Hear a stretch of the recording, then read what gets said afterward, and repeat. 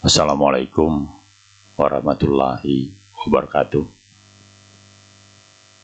Baiklah, kita memasuki mata kuliah teknik lingkungan. Telah mengkonsep satuan acara pengajaran atau materi-materi yang akan kita pelajari mulai dari pertemuan 1 sampai pertemuan ke-16. Pertama, kita akan membahas masalah baku mutu air, udara, tanah, suara, dan limbah. Kedua, jenis-jenis informasi lingkungan. Ketiga dan keempat, konsep bangunan ramah lingkungan atau green building. Ini kalau akan kita bahas, ini ada satu buku. Kemudian kelima, rambu-rambu dalam mengelola dan merekayasa lingkungan. Keenam, prinsip pendugaan dampak lingkungan. Ketujuh, parameter dampak dan prinsip termodinamika 2 atau hukum Newton 2. Kedelapan, analisis dampak pendirian bangunan. Kesembilan, ujian tengah semester. Ini ke-10 dan ke-11, analisis lokasi yang sedang dibangun menggunakan format AMDAL Indonesia. Kemudian ke-12, analisa dampak pendirian bangunan yang berwawasan lingkungan. 13, landasan perhitungan dampak penting dalam AMDAL. 14 ke 15 itu kegagalan bangunan akibat tidak memperhatikan studi kelayakan lingkungan. Ke-16, ujian tengah semester. Nah, ujian tengah semester ini ada tugas. Nanti tugasnya yaitu membuat makalah yang bermaterikan dari pertemuan ke-1 sampai pertemuan ke-15, kecuali pertemuan ke-9 itu UTS, tidak usah dibuat materinya. Sarannya 3 jurnal, 3 buku, dipresentasikan, dibuat PowerPoint. Kalau sempat dipresentasikan, kemudian divideokan. Presentasi divideokan, dikumpul sebelum UAS. Apabila tidak mengumpulkan tugas tersebut, tidak boleh mengikuti UAS. Nah, nih, pengantar teknik lingkungan. Teknik lingkungan atau environmental engineering adalah cabang ilmu rekayasa engineering dengan fokus utama perlindungan lingkungan dan kemungkinan terjadinya kerusakan sebagai akibat dari dampak negatif aktivitas manusia. Nah, ini ada Bapak buat konsep pencemaran lingkungan, ada sumbernya, sumber pencemaran, ada lingkungan, ada konseptor. Jadi konsep ini nanti akan kita lanjutkan lebih jelas. Di bawahnya lagi ada biogenik atau alamnya. Kemudian ada antropogenik, manusia. Kemudian ada atmosfer, ada hidrosfer, ada litosfer. Ada manusia. Manusia ini konseptornya. Ada tumbuhan, ada hewan, ada material. Apa material yang akan kita selidiki dalam teknik lingkungan? Nah, ini di mana gambar ini gambar mirip siklus hidrologi, di mana ada gunung ini meletus, biasanya mengeluarkan belerang, mencemari lingkungan. Kemudian ada gedung-gedung industri juga mencemari sungai, kemudian mencemari lingkungan. Kemudian ada merkuri dari penambangan emas. Ini yang lebih berbahaya. Kemudian ada kebakaran hutan. Kemudian ada pabrik itu juga dari hulu ke hilir. Ini mempengaruhi biota dari ikan, itu merkuri. Jangankan kita makhluk hidup, merkuri itu benda logam pun bisa dibaurkannya. Kemudian terus sampai ke laut. Ini pengaruhnya, ini mendekati siklus hidrologi yang telah kita pelajari dalam hidrologi kemarin. Ini sumber pencemaran lingkungan, ada biogenik, sumber pencemaran yang teremisi ke lingkungan secara alamiah. Letusan Gunung Merapi di gambaran tadi, pembusukan materi padat, kemudian penggerusan erosi dari hulu sungai sampai ke hilir sungai. Ini banyak dipelajari di kita. Erosi akibat penebangan hutan, akibat perubahan tutupan lahan. Kemudian antropogenik, sumber pencemaran yang berasal dari aktivitas atau kegiatan buatan manusia yang dapat berupa materi yang mampu diasimilasi oleh alam dan materi xenobiotik asing dibagi lingkungan. Kemudian ini proses lingkungan, pembakaran bahan bakar, ini banyak di kendaraan. Pembakaran bahan bakar ini berupa minyak solar, minyak pertalit, aktivitas domestik, aktivitas manusia, eksploitasi dan eksplorasi sumber daya alam, ekstraksi mineral, minyak dan gas. Ini memerlukan pemisahan mineral ini, minyak ini. Pertama itu ada keluarannya, kalau dulu bensin, atau terakhirnya itu aspal dari bensin, pertalit, pertama ada solar, biosolar, kemudian terakhir aspal. Bentuk materi pencemar yang dihasilkan oleh aktivitas manusia dapat berupa limbah cair, padat, dan gas. Nah, ini contoh sumber pencemaran. Ini pencemaran industri sebelah kiri atas, sebelah kanan atas ini juga industri pertambangan emas. Ini industri kaleng mengaleng, ini sebelah bawah kiri. Yang sebelah kanan bawah ini industri plastik. Ya, ini lingkungan, lapisan di mana organisme dan makhluk hidup lainnya berinteraksi di biosfer. Biosfer adalah lapisan menyelimuti bumi yang terdiri dari atmosfer, litosfer, dan hidrosfer. Tempat sumber daya alam mengalami siklus dan bersiklus. Gas cair, materi padat. Tempat pembuangan produk sampingan akibat sirkulasi dan siklus sumber daya alam berupa limbah padat, cair, dan gas. Atmosfer terdiri dari campuran gas yang berada di atas permukaan bumi. Di dalam atmosfer ada troposfer, stratosfer, mesosfer, termosfer. Hidrosfer adalah terdiri dari lautan, danau, sungai, dan air tanah. Bisa dilihat siklus hidrologi pada saat kita belajar mata kuliah hidrologi semester 1. Litosfer adalah lapisan tanah yang menyelimuti inti bumi.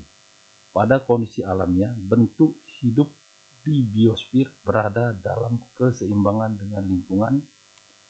Lingkungan memiliki kemampuan dan kapasitas untuk melakukan self purification. Nah, ini dampak lingkungan. Ini pencemaran air laut dari darat sebelah kiri atas, sebelah kanan ini pencemaran danau, yang sebelah bawah ini pencemaran hutan. Ini ada tanah yang turun atau patahan. Kemudian ini adalah sebelah atas kiri gambarnya, itu oli split, oli tercemar. Ini banyak di daerah kita, kayu, dia ini ngebor minyak. Kemudian di sebelah kanan atas ini banyak di Muratara di kita, itu tambang emas liar-liar. Ini air asam, keluar merkuri, yang kuning-kuning ini merkuri ini. Nah, ini smoke fotokimia udara. Nah, ini ada warming global. Ini salju, tadinya saljunya sebelah kanan atas ini penuh, begitu akibat global warming saljunya menjadi sedikit. Ini di bumi bagian utara dan selatan. Ini urban Island. Di perkotaan yang telah tercemar oleh berbagai banyak gedung. Ini cenderung di Singapura, di Jakarta, Palembang, Bandung, Surabaya, Ini akibat hujan Hasam. Ini gambarnya di mana pepohonan mati. Nah, ini set purification kata Bapak tadi, ada dibagi 3. Ada bagian atasnya itu S8 ppm, itu ada O2 masih, terus sampai di 0 ppm nya masih O2.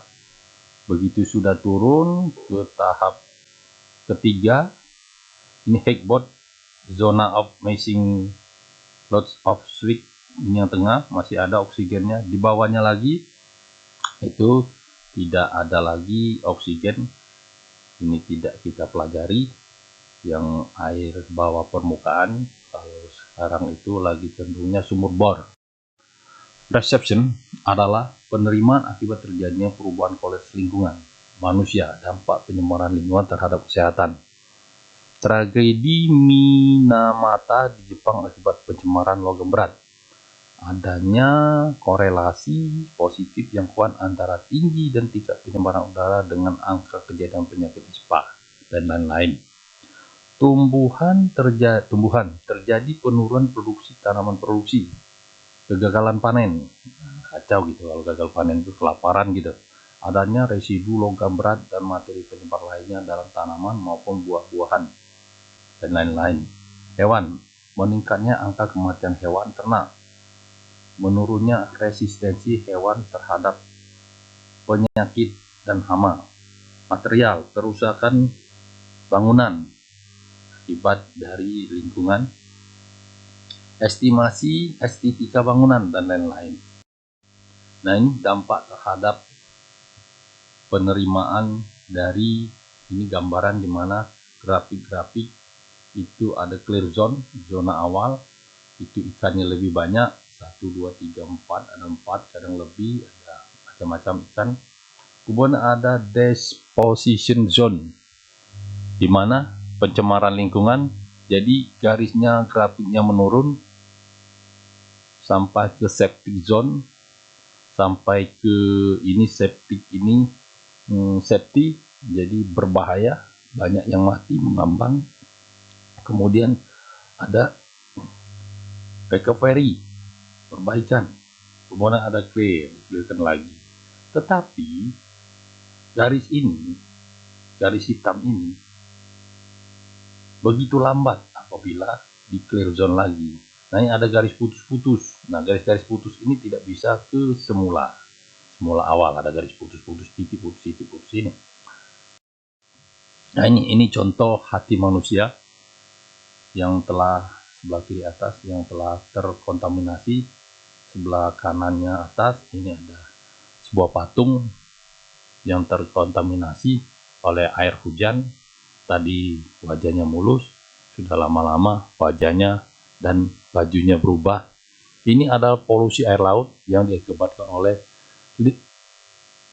ininya tenggelamnya kapal tanker pengangkut minyak atau terbaliknya kapal. Jadi binatang yang ada di laut ini mandi oli ini, kemudian di bawahnya ada pipa PVC yang dibuang ke laut. Jadi si anjing laut ini tidak bisa makan karena tertutup oleh pipa PVC. Nah, ini penyakit Minamata di Jepang.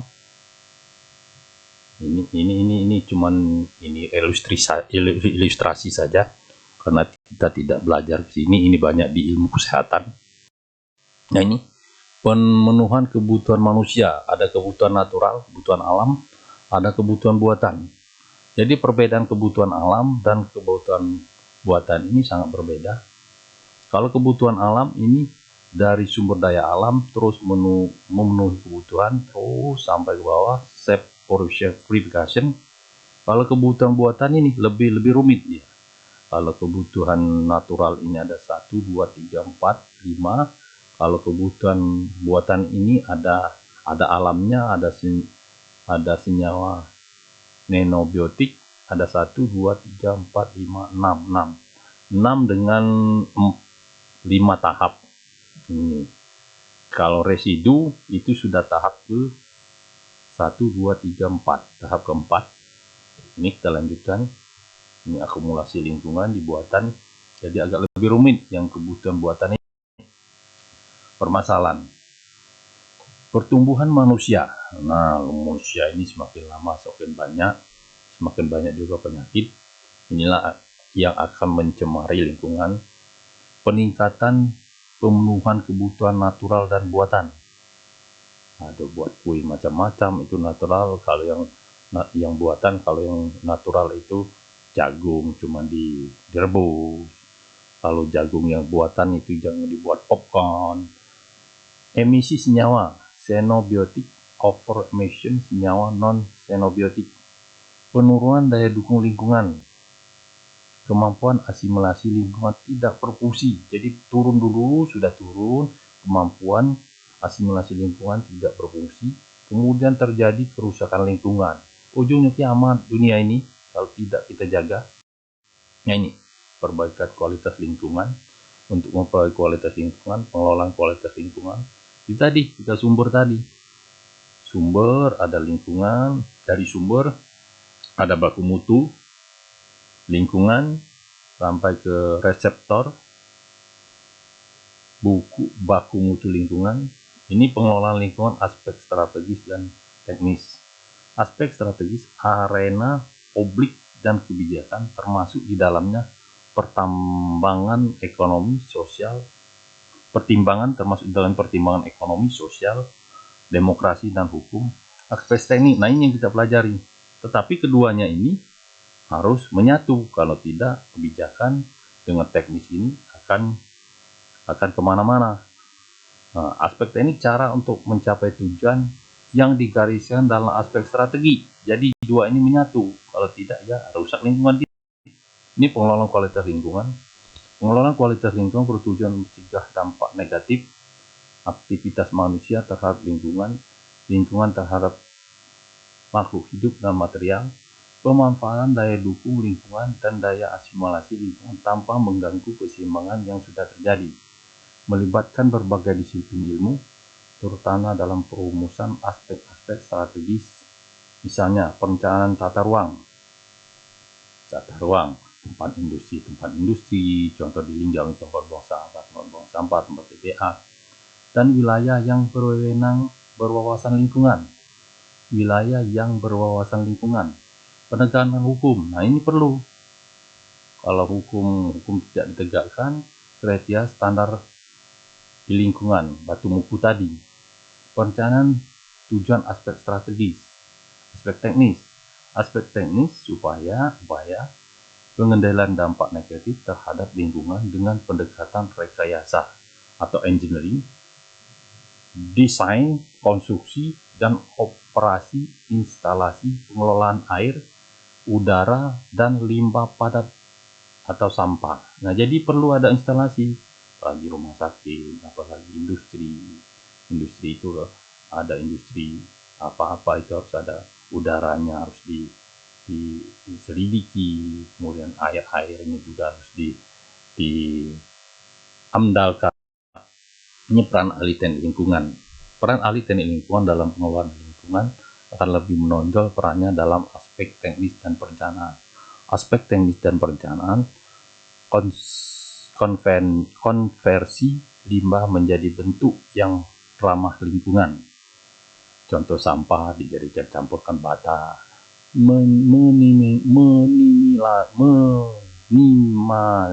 minimalisasi limbah, recycling, recovery, teknologi bersih, zero emission. Aspek strategis dan kebijakan, asesmen suatu kegiatan terhadap lingkungan dari aspek solusi-solusi teknis yang bisa diterapkan, best available teknologi, dan best principle teknologi. Konsep ahli teknik lingkungan memiliki kemampuan dalam identifikasi, formulasi, dan perancangan alat-alat pengendali seperti sistem pengelolaan air bersih dan pembuangan atau limbah cair, penyaluran dan pengelolaan, sistem pengelolaan sampah, transportasi dan pengelolaan, sistem pengelolaan kualitas udara, sistem lingkungan, drainase lingkungan, persampahan, air bersih, dan air kotor. Nah ini di kita ini, di teknik sipil ada drainase lingkungan yang berwawasan lingkungan. Ini ada material flow today, ada dibagi 3, ada produk material, ini pembagiannya 2, ada waste, kemudian di bawahnya lagi dibagi 3, waste profession, recovery, disposal. Ini ada manufaktur yang di awalnya, di 3 terakhir disposal. Ini improved material flow, ini dibagi 2, ada waste prevention, recovery, ada di waste ini ada design, ada think, reduce, repair, terakhir recovery selanjutnya. Nah ini water treatment plant, ini dari mobil ini dibawa ke tempat pembuangan air sampah. Di pembuangan air sampah dibuat biogas, dibuat listrik dan sebagainya, jadi listrik. Ini end of pipa treatment. Ini water engineering disposal. Ini dari hulu, kalau kita dicontoh di Sungai Kelingi, dari hulu, di hulunya kita sudah ada intake pump, di hilirnya ada bendung water pump, dari bendung water pump dimanfaatkan kalau pump untuk air minum dan lain cuci dan sebagainya. Kalau di pump itu bisa dibuat kolam, bisa dibuat sawah, semuanya untuk kebutuhan manusia. Ini contoh dam, ini ada. Nah ini pemulihan radiasi tanah dan air tanah tercemar. Ini ada water table, kontaminasi, terkontaminasi, dia kemana-mana larinya. Ini ada drainase, ada geotekstil ini dimanfaatkan pada badan jalan. Nah ini konsep rekayasa lingkungan, penerapan teknologi yang selaras dengan sifat-sifat alami dari lingkungan, optimasi dan intensifikasi sehingga mampu mengelola dalam beban yang lebih besar dan lebih cepat. Pengendapan secara fisik, hukum gravitasi. Nah ini tadi hukum gravitasi tadi yang dijelaskan di awal, Newton 2. Reaksi kimia, netralisasi, presipitasi, reaksi biologi, dekomposisi zat organik oleh mikroba dan lain-lain, kecuali dalam penanganan limbah berbahaya dan beracun, di mana pengenceran dan pendispersian ke lingkungan tidak diperbolehkan. Jadi tidak boleh langsung limbah rumah sakit, tidak boleh langsung ke sungai atau ke drainase. Penguasaan dan pemahaman proses alamnya dari pemurnian rekayasa engineering for proses biologi dan kimia. Penerapan rekayasa lingkungan didasari oleh pengetahuan bidang matematik, fisika, ilmu engineering, ini teknik sipil, engineering science, serta pengetahuan bidang kimia dan biologi. Berdasarkan hukum kekekalan massa dan energi, konvensi material menjadi lebih material lain yang dapat diterima lingkungan. Jadi dari sampah menjadi material yang dapat diterima lingkungan. Pencemaran sehingga konsentrasi menjadi lebih rendah atau pengonsentrasian menjadi lebih pekat dan kemudian diisolasi. Kemudian ini reaktor isolasi ini keunikan ilmu teknik lingkungan, jembatan antara ilmu biologi dan teknologi. Undang-Undang Nomor 23 Tahun 1997 tentang pengelolaan lingkungan hidup. Pencemaran lingkungan adalah masuknya atau dimasukkannya makhluk hidup, zat, energi, dan garis miring atau komponen lain ke dalam lingkungan hidup oleh kegiatan manusia, sehingga kualitasnya turun sampai tingkat tertentu yang menyebabkan lingkungan hidup tidak dapat berfungsi sesuai dengan peruntukannya. Baku mutu lingkungan adalah ukuran batas atau kadar makhluk hidup, zat, energi, dan garis miring atau komponen yang ada atau harus, dan garis miring atau unsur pencemaran yang ditenggang keberadaannya, yang dianalisis keberadaannya dalam suatu sumber daya tertentu sebagai unsur lingkungan hidup. Daya dukung lingkungan hidup adalah kemampuan lingkungan hidup untuk mendukung perikemanusiaan dan makhluk yang lain. Limbah adalah sisa usaha dan garis atau kegiatan. Sekian, terima kasih. Wassalamualaikum warahmatullahi wabarakatuh.